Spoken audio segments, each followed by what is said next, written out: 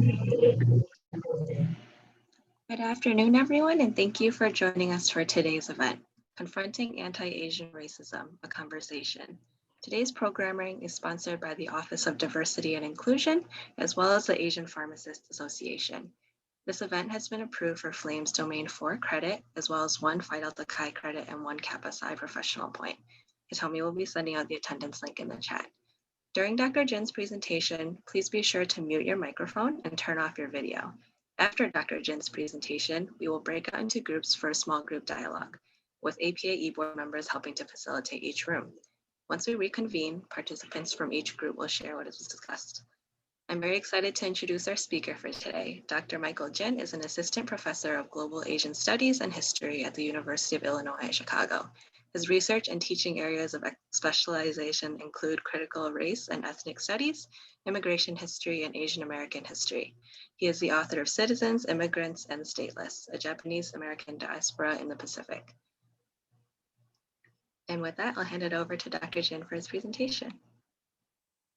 Well, thank you very much. Can you all hear me pretty well? Okay, good. Good afternoon, and it's very nice to meet you all, and thank you for being here. And I would like to thank the College of Pharmacy and the Asian Pharmacists Association for inviting me to join you for this conversation. And I applaud the students for playing instrumental role in advocating for this virtual space to discuss the rise in anti-Asian racism and hate crimes. I am looking forward to hearing your perspectives on this pressing issue that is affecting all of us. Now, I will keep my presentation to maybe about 20 minutes, maybe slightly longer than that. Hopefully it will be less than 30 minutes. And my focus will be to place the recent rise in hate crimes and xenophobic violence against Asians and Asian Americans in historical and broader social and cultural contexts, and also to talk about how anti-Asian violence has been normalized for a long time and how the erasure of Asian American voices in a broader race discourse in the United States has contributed to that normalization. Then I hope that we'll have enough time to share our perspectives on this matter.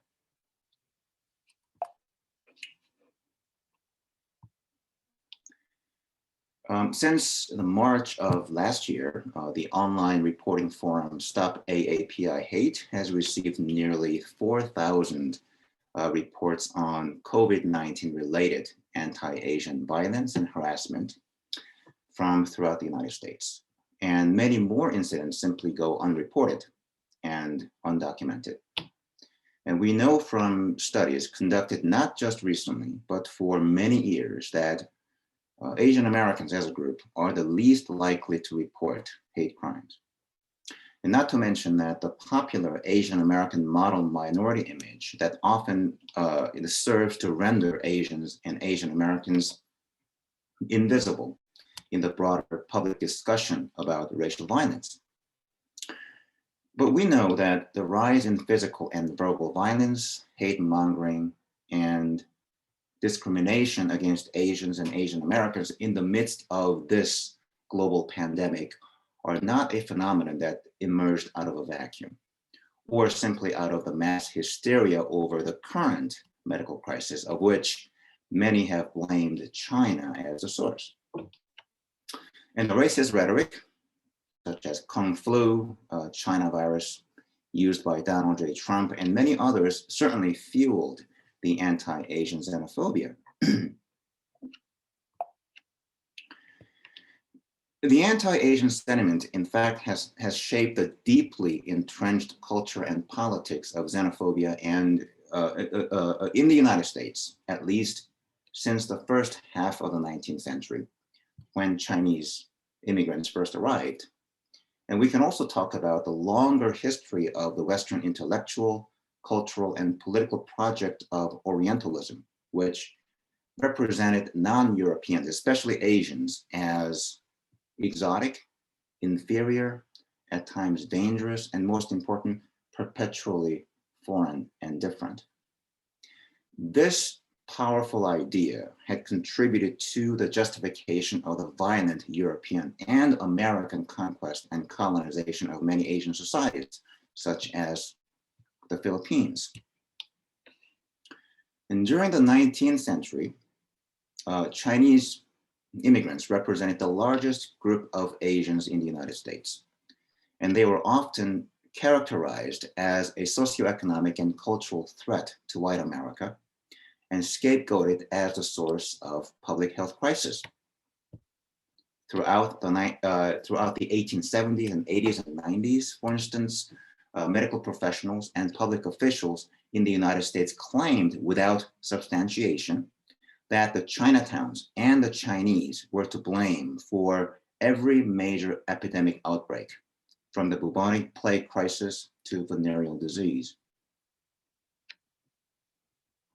The idea that the Chinese and other Asian groups, such as South Asian immigrants in the Pacific Northwest, were an undesirable and inferior race and a threat to the working people of the United States served as the seeds of a violent movement to expel the Asian immigrant communities throughout the late 19th century and early 20th century.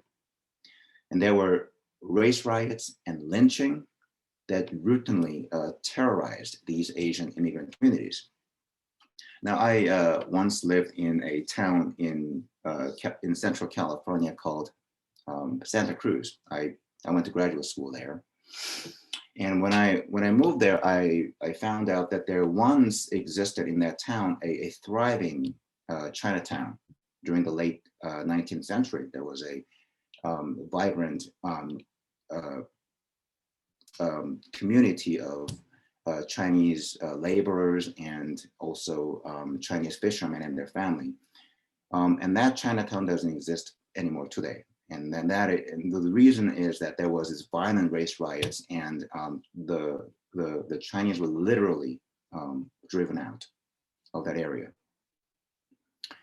And when we discuss the history of lynching, of course, we know that the African American, especially Black men, represented the largest group of the victims of lynching, especially in the American South and elsewhere. And in the southwestern states, such as Texas, Oklahoma, New Mexico, Mexican American men represented the largest group of lynching victims. In the context of the US West, especially in places like California and other Pacific Coast states, Asian American men, especially Chinese men, were victimized by lynching. The so-called massacre of 1871 in Los Angeles was arguably the worst lynching case, not just for Asian Americans, but arguably the entire history of lynching in the United States.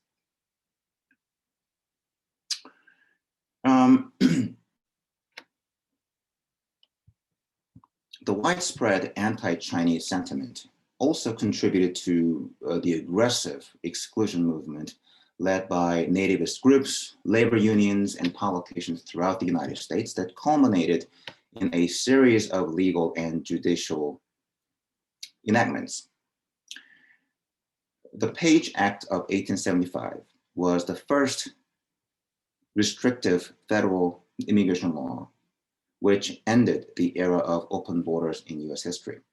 And that law was designed, according to the bill's sponsor, US Representative Horace Page, quote, to end the danger of cheap Chinese labor and immoral Chinese women, unquote.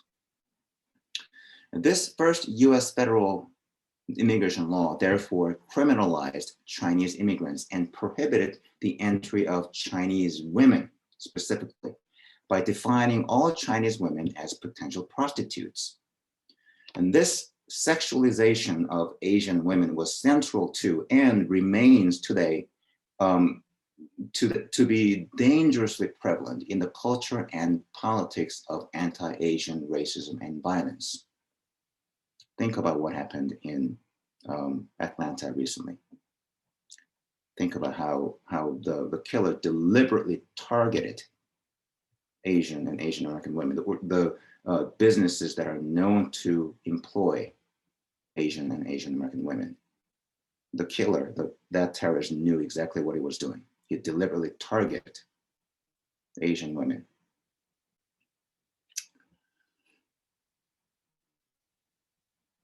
The Atlanta shooting is not just an isolated incident, but a part of this long history of how white supremacy has manifested itself by deliberately targeting Asian women. And the reason that the Page Act of 1875 banned the entry of Chinese women was, of course, to prevent the growth of Chinese American families and eventually eliminate the Chinese population in the United States. And in 1882, the US Congress enacted the Chinese Exclusion Act to prohibit the entry of all Chinese, regardless of gender. Yellow Peril and the anti-Asian movement thus contributed to the establishment of formal US federal immigration policies that are fundamentally exclusionary, not inclusive. And they were based on the deliberate legal exclusion of Asians. And that's how the ideas about the so-called legal and illegal immigration were born. During the decades following the Chinese Exclusion Act, the white nationalist activists targeted the Japanese and their children in the United States as the new immigrant menace.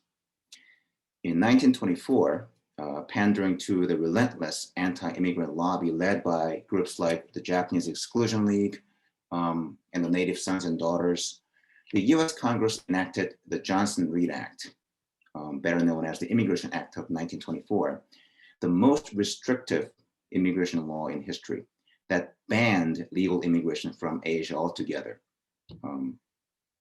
indefinitely, based on the notion of the permanent foreignness and unassimilability of Asians. And this restriction on Asian immigration remained in effect until 1965. Now, I'm a Korean American. Guess what the annual quota for Korean immigration to the United States was between 1924 and 1965? In other words, how many Koreans were allowed to immigrate to the United States legally? Any guess?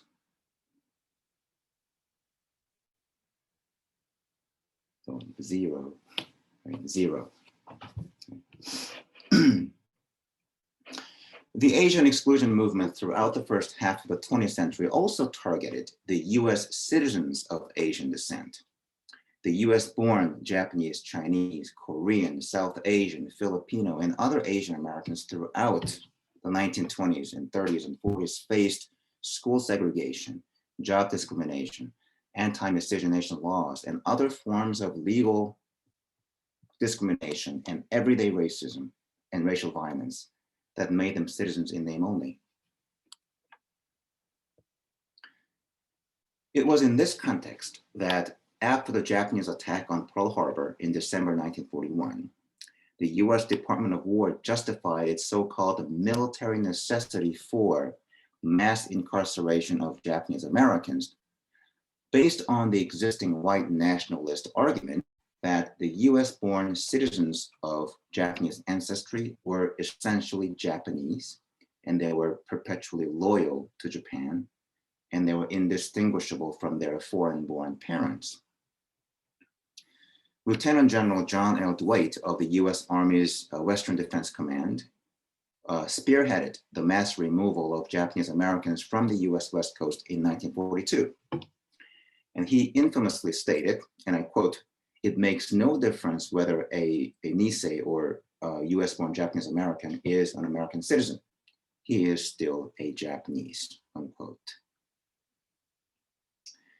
So this characterization of Japanese Americans as perpetual foreigners and dangerous enemy aliens engendered a profound social burden for the Japanese American community to prove their loyalty to the United States and their Americanization, even as they endured mass incarceration. And the popular post-World War II image of Japanese Americans as a patriotic model minority who had overcome racism, built their community, or rebuilt their community, and achieved socioeconomic mobility became the archetype of the Asian American model minority image. Actively promoted by the mass media throughout the Cold War decades.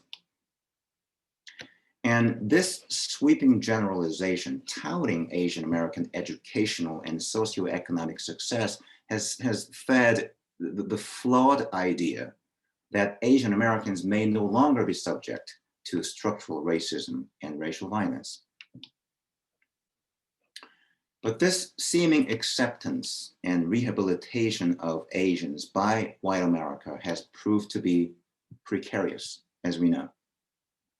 The United States continued to wage war against its Asian enemies in Korea, in Southeast Asia, in Persian Gulf, and later in Iraq and Afghanistan.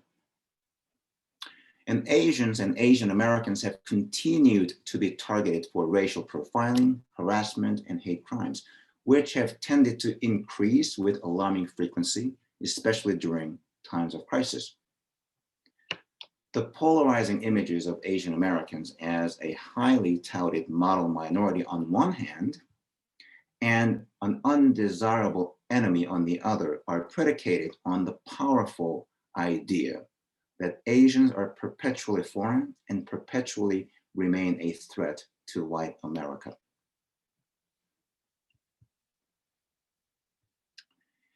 Another watershed moment that serves as a case in point is the murder case of 27-year-old Chinese American engineer named Vincent Chen in Detroit in 1982, in the midst of an economic recession and mass unemployment, for which the trade war with Japan was often blamed. Some of you might have heard of this case.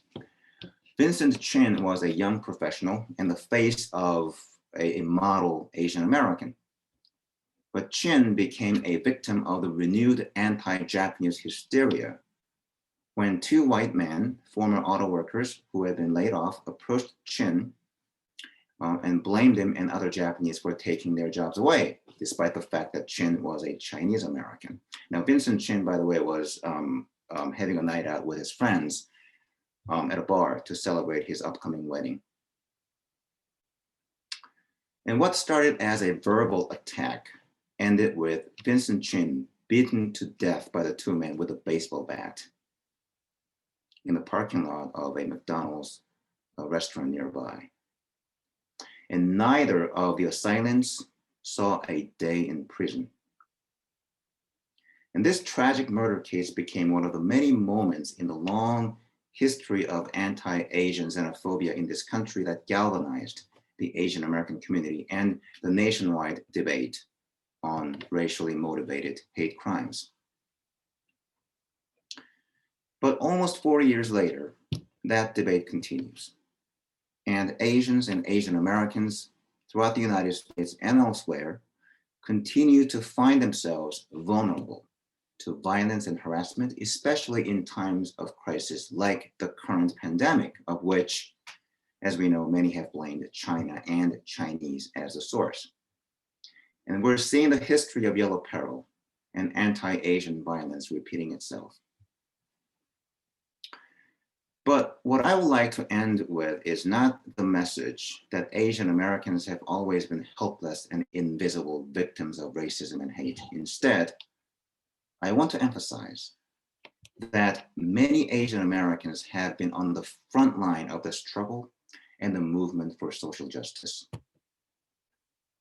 The popular model minority myth that paints Asians and Asian Americans as passive, quiet, and non-confrontational, non-protesting group has overshadowed the fact that many Asian Americans throughout many Asian Americans have stood side by side with other activists of color in our common fight for racial justice and racial equity. We were there with them during the civil rights movement and the anti-war movement and the movement for gender equality throughout the 20th century and well into the present century.